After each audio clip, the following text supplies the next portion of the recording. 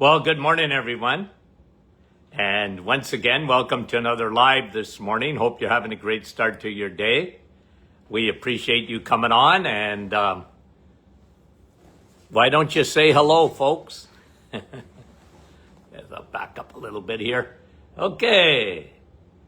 Brahim, you're doing it. You're number one this morning, Brahim. Again, I think that's 2 in a row. Andrea, right at the top. Let's see if the Trinity. It is. It's Kevin. Rosalinda from Niagara Falls. How are you? Patricia from Florida. Sandy from Fergus Falls, Minnesota. And Tadais. Bon matin. You guys. Lucille, how are you? Elaine, St. John's, Newfoundland. Judy from New Brunswick. And Brahim and Kevin are saying hello to each other. Patricia and Karen, how are you from Peterborough? Bonnie, Little Britain. And Georgie, Halifax, Nova Scotia.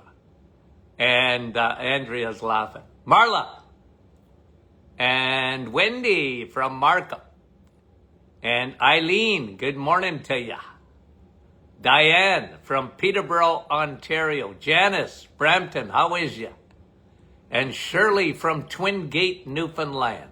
Lorraine, British Columbia. Rita, New Brunswick. So we go east, west, Fran, Orangeville, Central Canada, Ontario, Manitoba, Anna.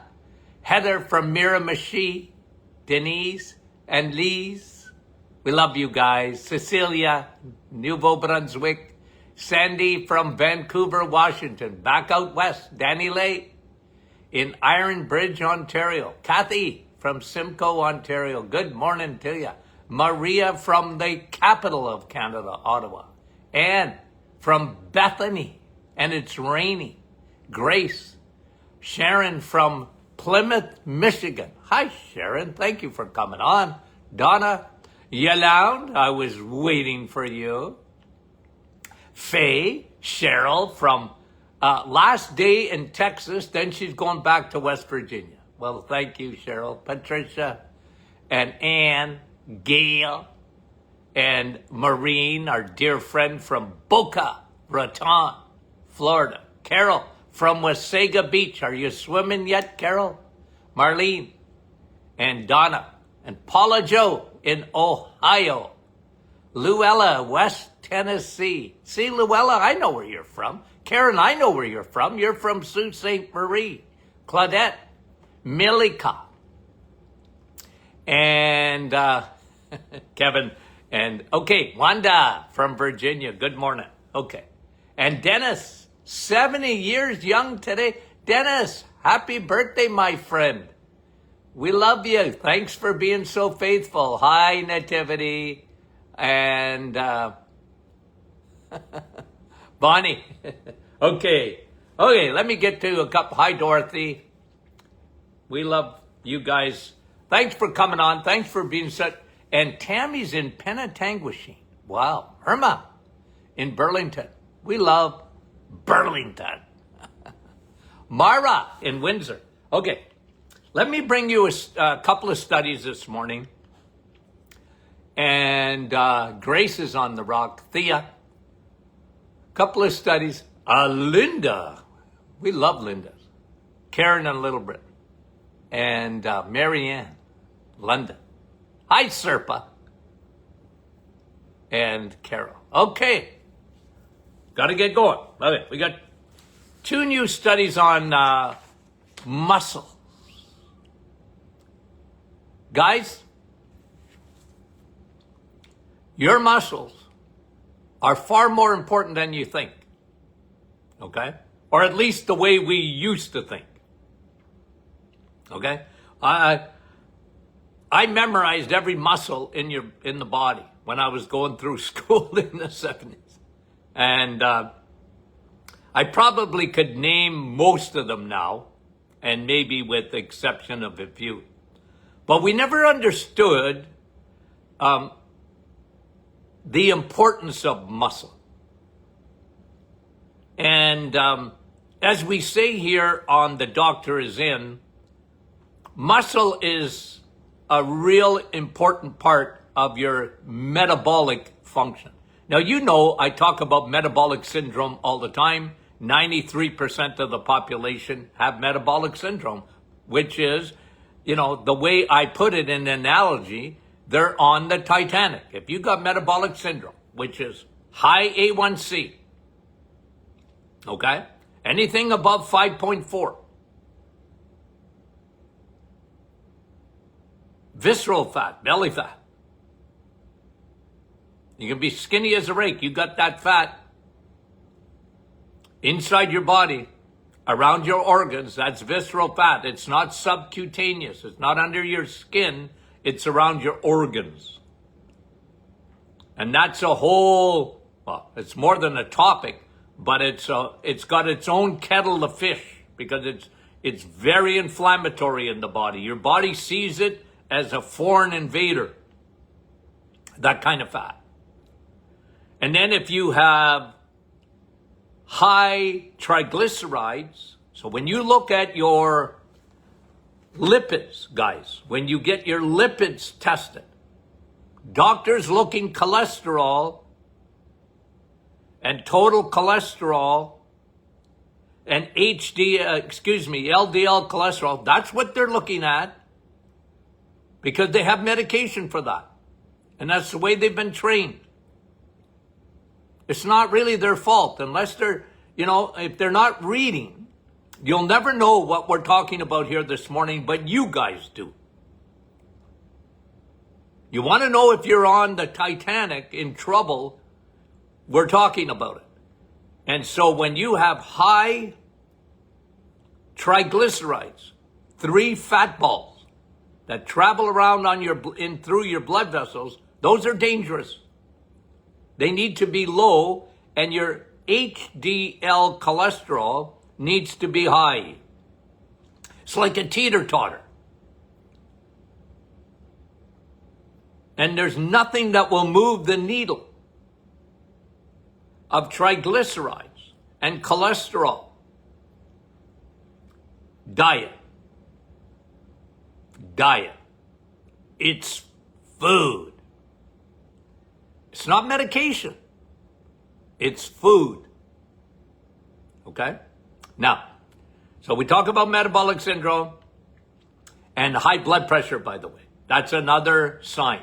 And then you know me, I added a couple of more. And I think with really good experience behind it. What did I add? What did we do at the Doctor's Inn? We added 2 more biomarkers, probably 3, to metabolic syndrome, because this was my experience. You guys remember, okay? I'm not a researcher at university. Okay? That's not my job. Now, I'm going to the University of Tennessee in a couple of weeks or less to speak to them through our dear friend on this program, Dr. McEwen, who teaches psychology at the University of Tennessee. And I've been invited. I'm going to go speak there. And we're going to talk about metabolic syndrome. Big time. But I added a few things. And I'm convinced, well, more than ever, that I'm right about this. So I added a couple of biomarkers. You know, the world won't acknowledge this, but that's all right. I added, okay, uric acid. It's a very important biomarker. And I added vitamin D to the metabolic syndrome. If you have low levels of vitamin D, it's one of the big factors in metabolic syndrome. Again, this is me. I'm not saying you're going to read that out there. I'm telling you what my experience has been. And B12. B12 is such an important vitamin. It is, the world is crazy short in it. And it has a huge effect on your brain, has a huge effect on your metabolism. And guys, let me just convince you a little bit in case you're not convinced. Okay? I always bring people experience, something that they might know or they might not know. But I give you an example, i.e., Dr. Bernstein. Remember the Dr. Bernstein weight loss clinics? I don't even know if they exist anymore, but they were really popular at one time. You know what Dr. Bernstein did? You know how his diet worked? Okay? What did he do? Well, he starved you to death. 600 calories a day. Okay? 600. That's for a mouse. Okay? But every week when you came in to be weighed to the clinic, you got a B12 shot. What did he know about B12? And your metabolism. How your body breaks down food. B12 is very important in that. Okay? I don't know if it was because he was talking to me that he did that. Anyway, I'm just joking because I never did talk to him. But I understood what he was doing. Okay? It was sort of like a crash diet. Did it work? Well, sure. If you eat 600 calories, the problem is the second you stop that, because you cannot do that forever. But he had one thing that I really liked, and that was using B12. And again, the reason I mention this is because 80%, if not more. Is it the 93%? Maybe not quite. But I'm telling you, folks, that B12, vitamin D are very important when it comes to your metabolic health. That's what I'm saying. Okay? And one of the things that they should do is talk about grip strength. Okay? Because let me fill you in on this. Okay? Let me fill you in on the new studies. And you know I've talked about this in the past, but we'll do it again because there's a couple of new studies on this. Okay? One study just came up. 190,000 people they followed. Okay? And they have the records of their grip strength.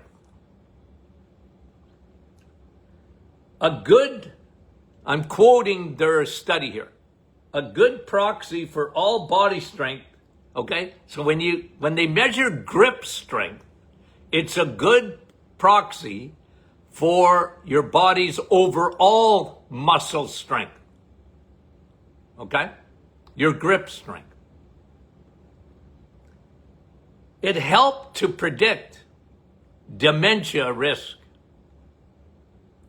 Okay? The people who had the highest grip strength. Okay? Like you're not going to be as high as Arnold Schwarzenegger. Okay? That's not even important, guys. It's just to be stronger than you are now.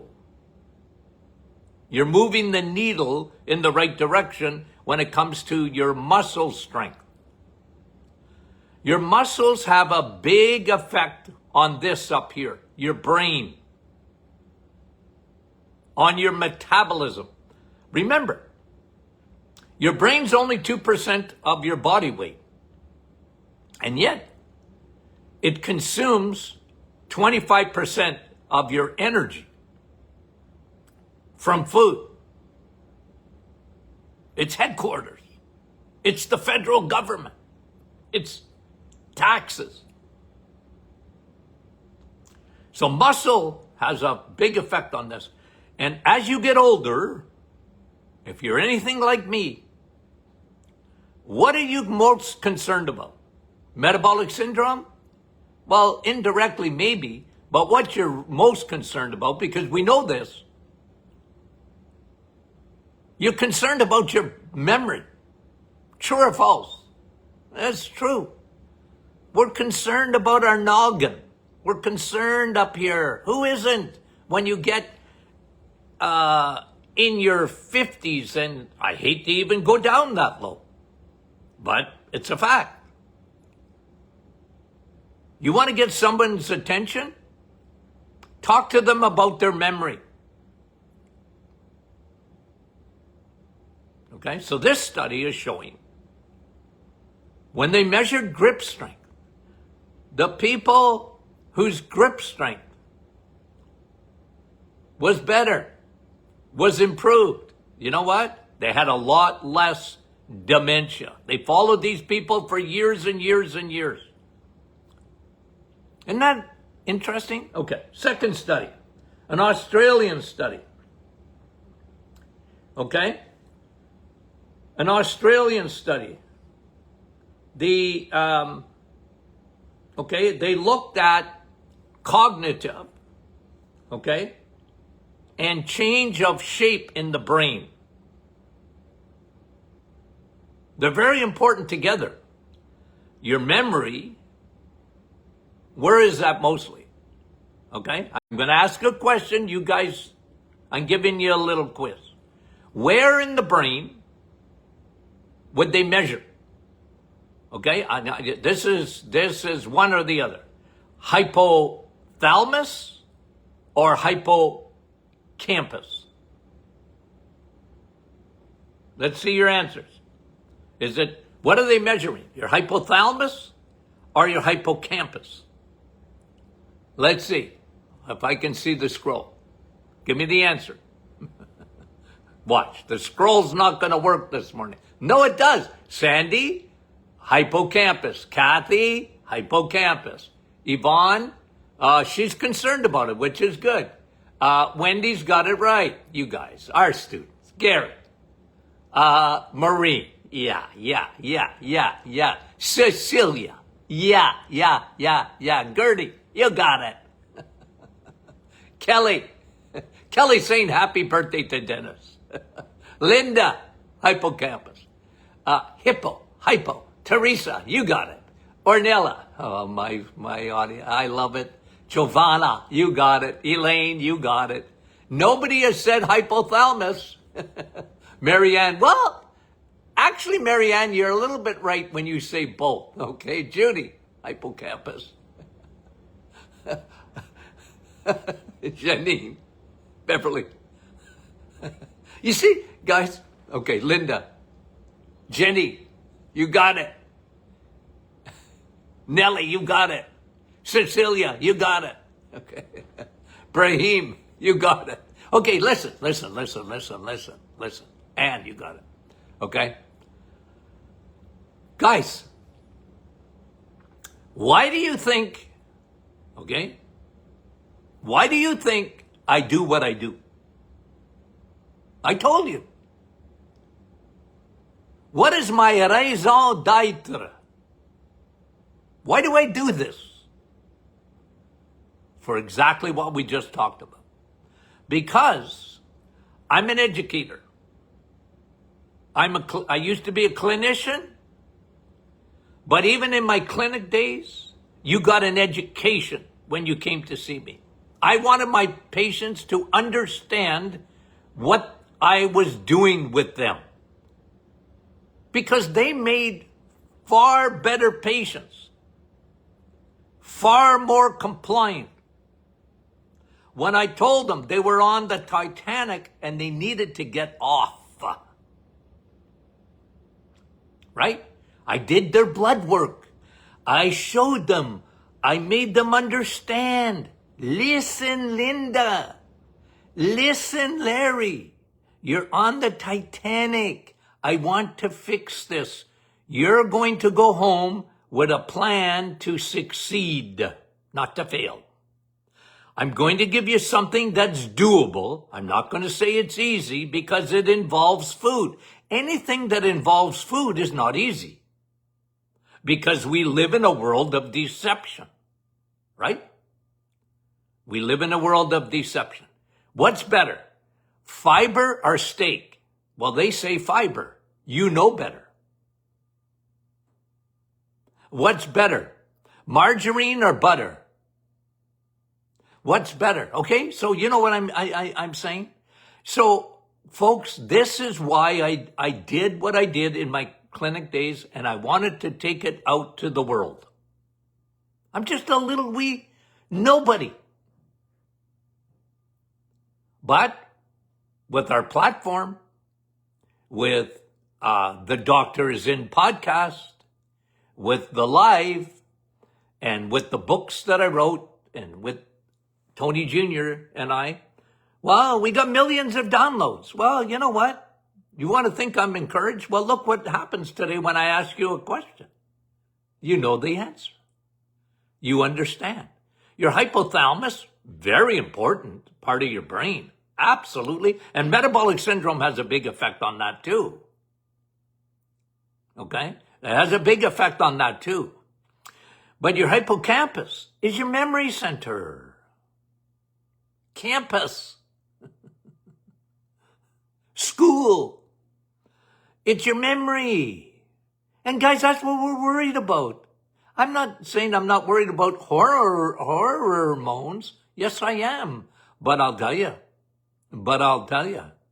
I'm very concerned about the memory.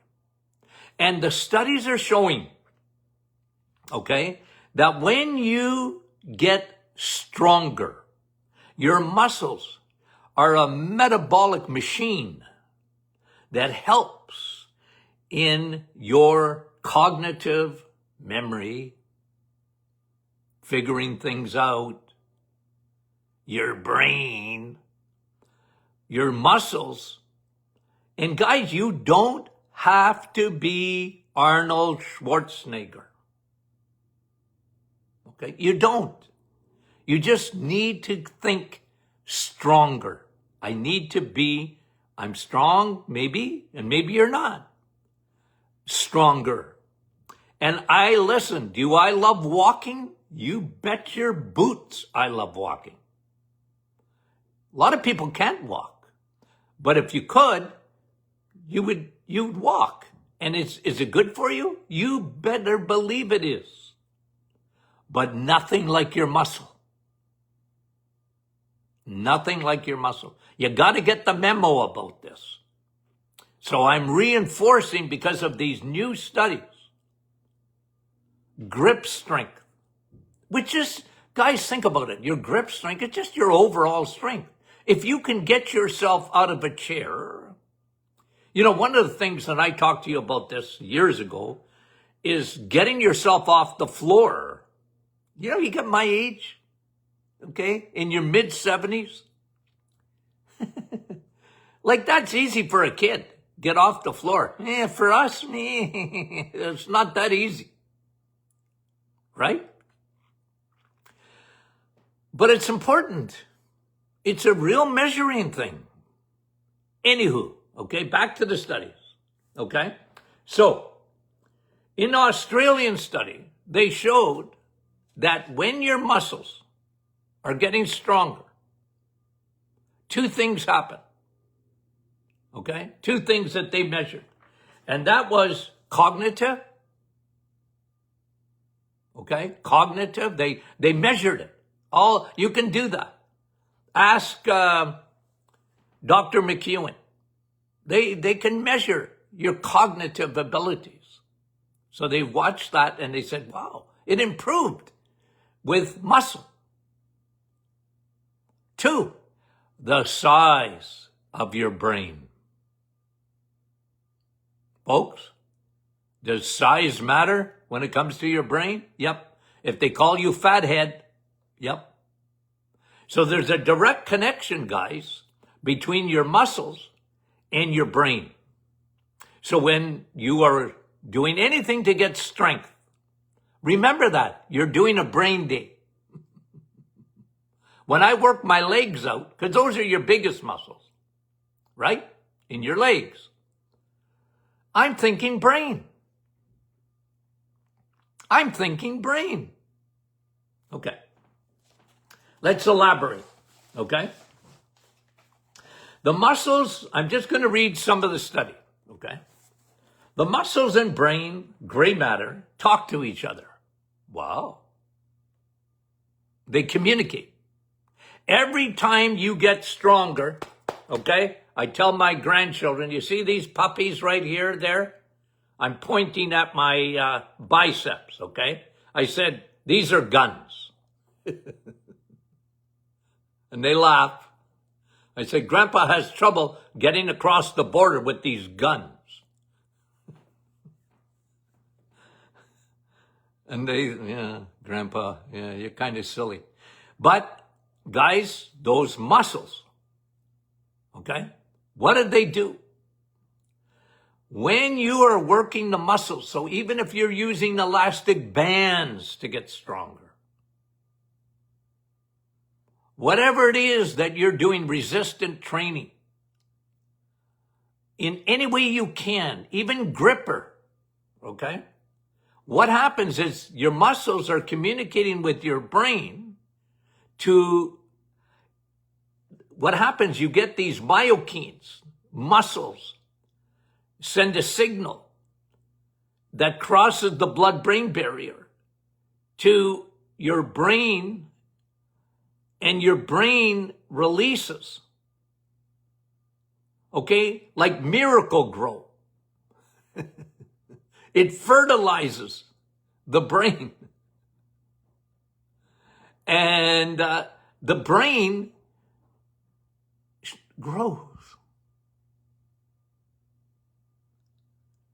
And remember, when they do autopsies on dementia, Alzheimer's patients, you know what they see?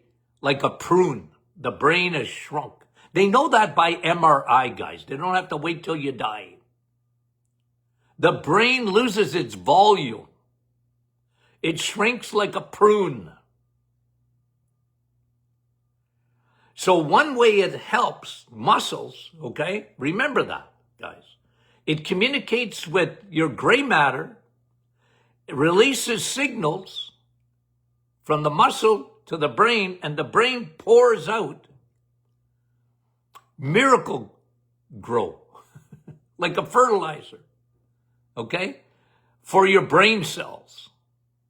And they grow. And they grow. And they grow. Isn't that nice? Okay? Even when you're older. It's not too late. Okay, that's one. The second way it works, okay? The second way it works is metabolically, you guys know this because we talk about it all the time. Your muscles are the greatest bins that you can have. What do you need bins for? Storage. Glucose storage. Your muscles have the most room for glucose.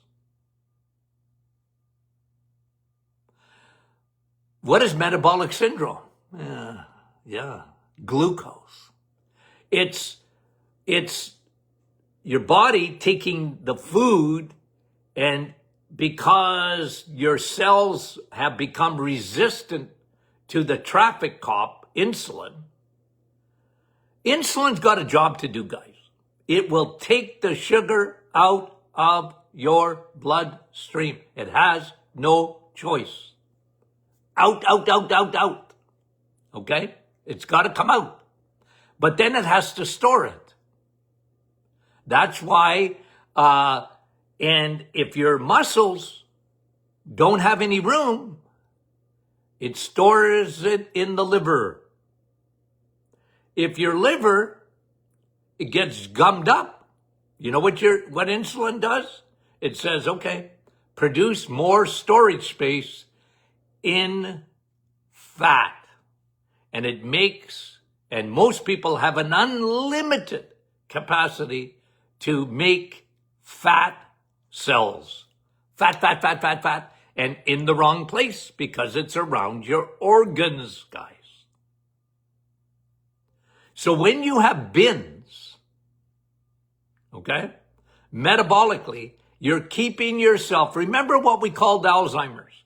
I didn't start it, but in 2005, a Nobel Prize was given out for the researchers who coined the term Alzheimer's as what? Type 3 diabetes. What helps that? Muscles. Muscles. It helps that. It helps your metabolism. It's storage space for glucose, keeping it away from your liver, keeping it away from fat cells. There's nothing better than muscle in place to be a storage unit for you. And that'll help you keep away from type 3 diabetes, Alzheimer's, blood sugar in the brain. You know what sugar does in the brain? Shrinks, shrinks, shrinks. The brain shrinks. Okay. I'm going to end it today because I ain't done. To be continued. Okay? Because I want to talk about another study that was done on muscle. I want to tie it all together. It looks like we need 2 parts to this podcast. Okay? So, here's the memo. Start. If you haven't done it, start. Start light. You don't have to even go to a gym. You want to go to a gym, good for you. You want to be on a treadmill? I don't care. That's all right. You want to do biking? I don't care. But that's not what I'm talking about here today. That's good. It's all good. Good, better, best. The best is muscle building. Okay? Start light. Don't hurt yourself, but start. And you know, I'm trying to encourage you today to do it. Okay. Can I, again, throw some flowers at you guys? You know, this morning, again, I get encouraged by you guys. Okay? I get encouraged because you're smart. I get encouraged because you listen, Linda. You're listeners. I told you, you all deserve honorary degrees. You really do. Okay? I've always thought I want to hand them out to you. Okay? If we could ever get together, I'd hand out your honorary degree because you're smart. You're smarter. Remember, Yogi Bear is smarter than the average bear. Wasn't that a saying? Yogi Bear is smarter than the average. You guys are smarter than the average bear. I love it. Okay. It encourages me. I'm on the right road.